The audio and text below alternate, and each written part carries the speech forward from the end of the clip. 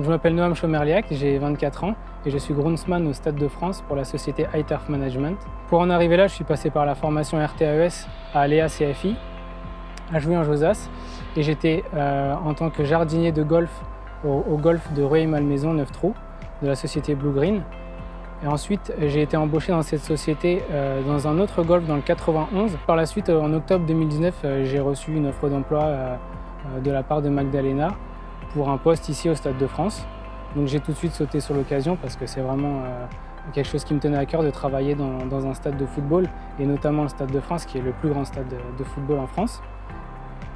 Et depuis octobre 2019, donc, je suis ici en tant que groundsman.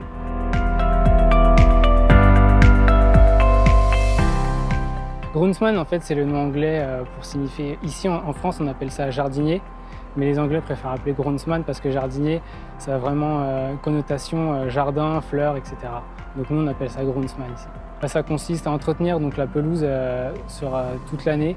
On est ici 35 heures par semaine, on est une équipe de 3, avec Olivier qui est notre responsable, Nathan qui est notre technicien, et moi-même qui suis groundsman.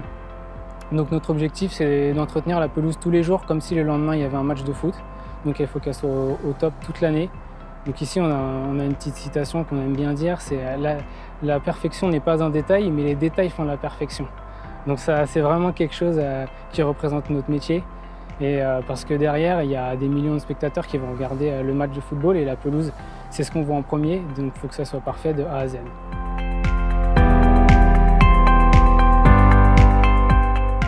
Alors moi, à la base, j'ai fait un bac professionnel et un BTS aménagement paysager. Et par la suite, j'étais passionné vraiment de sport. La formation RTAES à Léa CFI, elle regroupait vraiment ce que j'aimais, c'est-à-dire travailler dehors et le milieu du sport, de l'événementiel sportif. Et à partir de là, j'ai décidé de me lancer, mais sans vraiment avoir l'objectif de finir au Stade de France.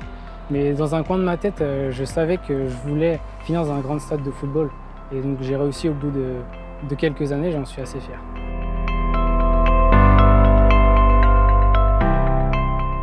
Alors en termes de politique de recrutement, iTurf se base vraiment sur la jeunesse. Donc on a la chance d'avoir des équipes très jeunes parce qu'iTurf possède aussi l'entretien du stade du Mans et du stade de Bordeaux.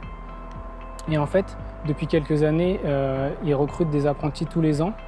Et donc la preuve, ça fonctionne puisque depuis 3 ans, il y a déjà 3 apprentis qui sont passés en CDI, ici chez iTurf Management. Notamment Dimitri qui était là il y a 2 ans, qui est responsable du stade du Mans maintenant. Nathan qui est ici maintenant au Stade de France avec nous et Camille qui est adjointe au Stade du Mans avec Dimitri.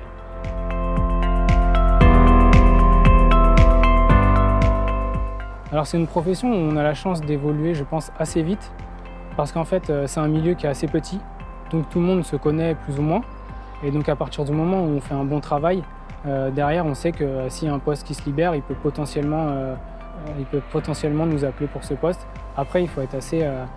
Il ne faut pas avoir peur de bouger en France, parce que si on est par exemple qu'en Île-de-France, c'est sûr que ça sera assez réduit. On a le Stade de France, le Parc des Princes, les centres d'entraînement, mais c'est assez réduit. Donc voilà, il ne faut pas avoir peur de bouger en France, mais c'est assez facile d'évoluer, de devenir adjoint, voire être groundsman. Donc être groundsman, c'est la personne en charge d'une pelouse d'un stade. En tout cas, depuis que je suis arrivé en 2019, donc il y a un petit peu plus d'1 an, j'aurais déjà eu l'opportunité de bouger si j'en avais envie, même voire d'évoluer. Donc oui, il y a des opportunités assez souvent.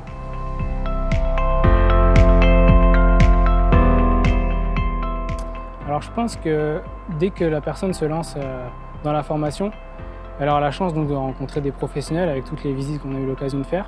Et il faut se faire un carnet d'adresses, il faut remplir son carnet d'adresses tout de suite, avoir le plus de contacts possible parce que comme j'ai dit, c'est un petit milieu, donc forcément tout le monde ou quasi tout le monde va se connaître.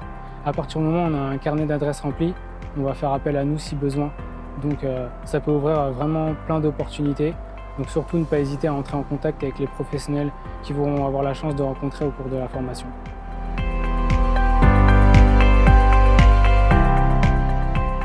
C'est un milieu ouvert aux femmes et la preuve c'est que Camille, qui était notre apprentie ici au Stade de France, était embauchée.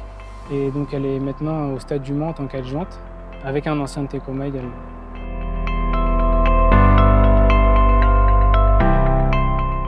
Quand j'étais en BTS, on a eu la chance qu'il y ait des intervenants d'autres écoles qui soient venus nous présenter leur formation. Et donc c'est là que j'ai découvert la formation RTAES. Et donc vu que ça regroupait vraiment tout ce que j'aimais, le milieu du sport et l'aménagement paysager, travailler en extérieur, j'ai décidé de me lancer dans cette formation. Moi, ce que j'ai retenu de cette formation, c'est surtout le fait qu'on rencontre beaucoup de professionnels, qu'on fasse vraiment beaucoup de visites, à peu près dans toute l'Île-de-France, voire des fois ailleurs. On a eu la chance d'aller à Clairefontaine, au Marcoussis, au Centre national de rugby. Et on a vu aussi des chantiers en construction, de création.